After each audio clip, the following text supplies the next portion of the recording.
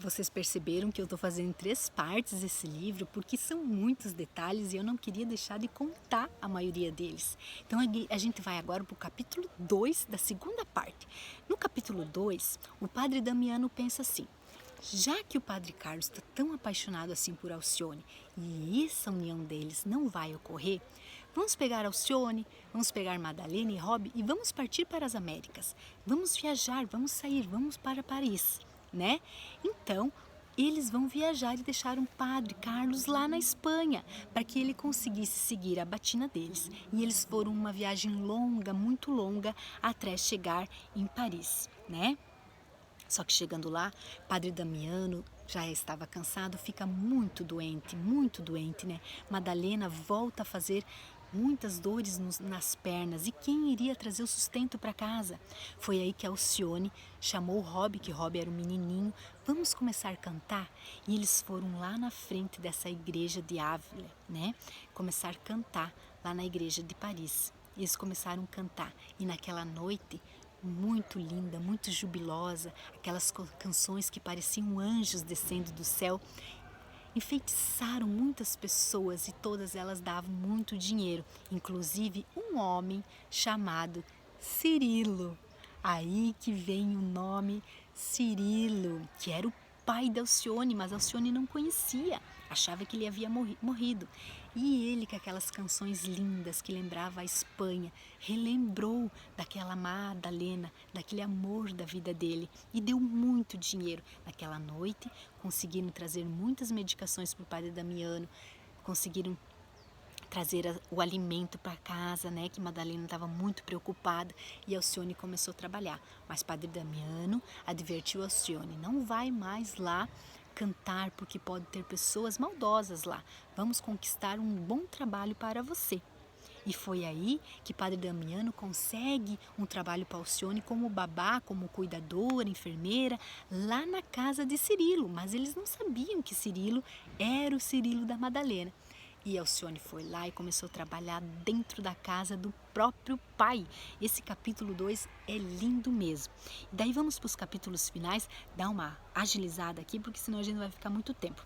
Então a gente vê agora, no final do livro, muita renúncia de Alcione. Imagine ela ir trabalhar na casa do próprio pai, saber de toda a confabulação de Susana, que estava lá, que era a esposa do próprio pai, contra a mãe dela, né? Saber a saga que eles fizeram e ela lá renunciando por tudo aquilo de forma secreta, ajudando o pai, ajudando a Susana, que ela era a criminosa da própria mãe, sem contar nada. Ela trabalhava muito e Susana, desde o começo, quando viu Alcione, já sentiu algo que não tinha uma energia muito boa, tratava a Alcione com muita rispidez, né? E a Alcione começa a trabalhar muito dedicada, fica muito amiga de Beatriz, que é essa irmã dela que ela não sabia, né?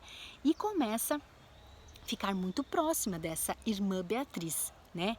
Daí acontece que Padre Damiano falece, né? Mas Madalena já fica muito doente.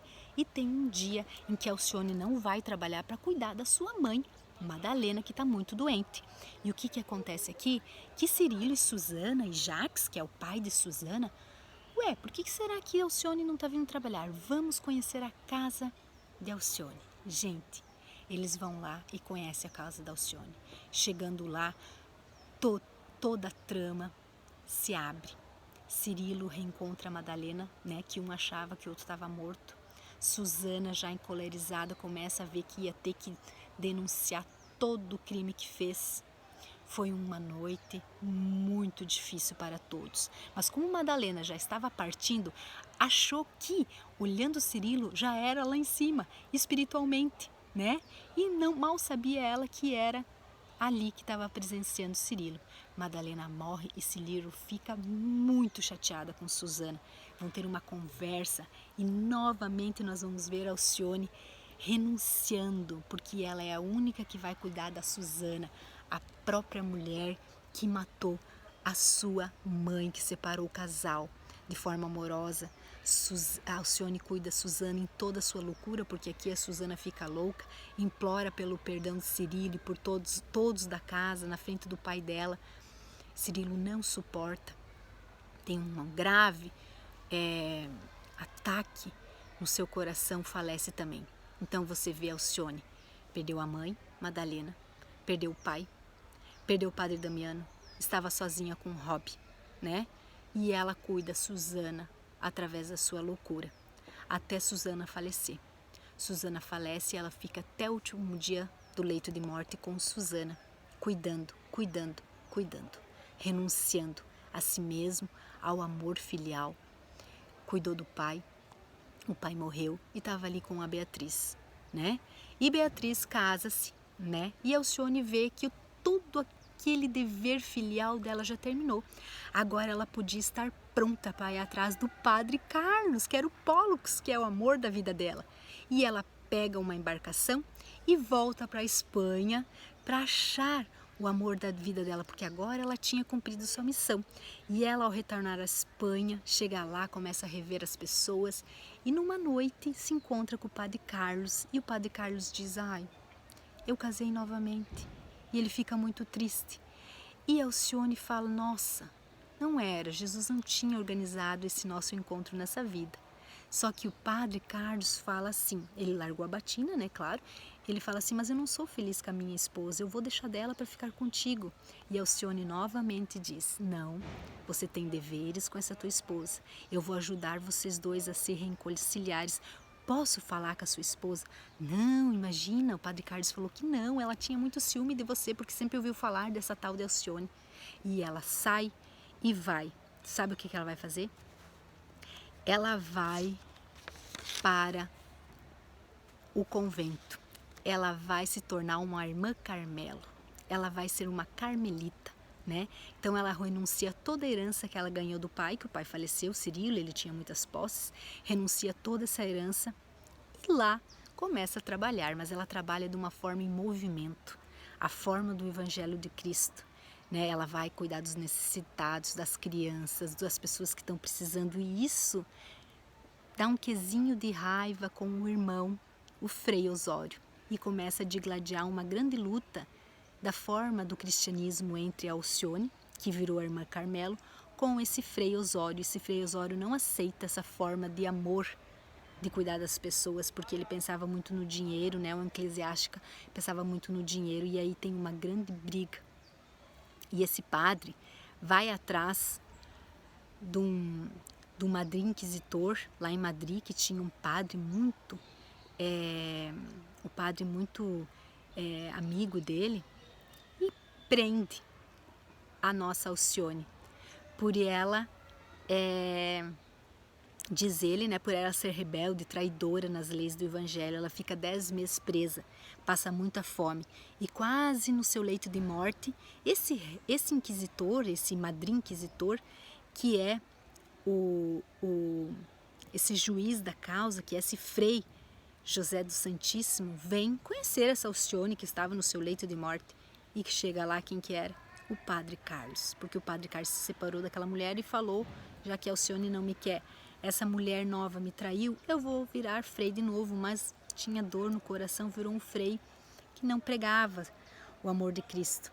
E quando ele chega lá, ele dá de encontro com quem? Com o amor da vida dele, que é Alcione. Então ele foi o juiz do próprio amor da vida dele. E nesse momento Alcione diz assim: Carlos, sou eu, Alcione. Você esqueceu de Jesus? É um momento lindo no livro, que é as últimas páginas. Nossa, e Padre Carlos vê Alcione ali, começa a chorar copiosamente, que errou novamente, se afastou da lei divina novamente. E daí o livro termina, gente, com um sermão lindo, que eu vou ler para vocês aqui. Alcione, antes de morrer, olha para o Padre Carlos e recita o Sermão da Montanha, e assim diz: bem-aventurados os que choram, porque serão consolados. Bem-aventurados humildes, porque herdarão a terra. Bem-aventurados os que sofrem perseguição por amor à justiça, porque deles é o reino dos céus. E assim termina o livro com esse Sermão da Montanha. E eu vou dizer para vocês que esse livro, de toda essa história do cristianismo, ele mexe com a gente. Esse livro é lindo, é sublime. Ele te ensina todas as renúncias, todo o amor, o auto-amor, ou você olhar para o próximo antes de olhar a si mesmo.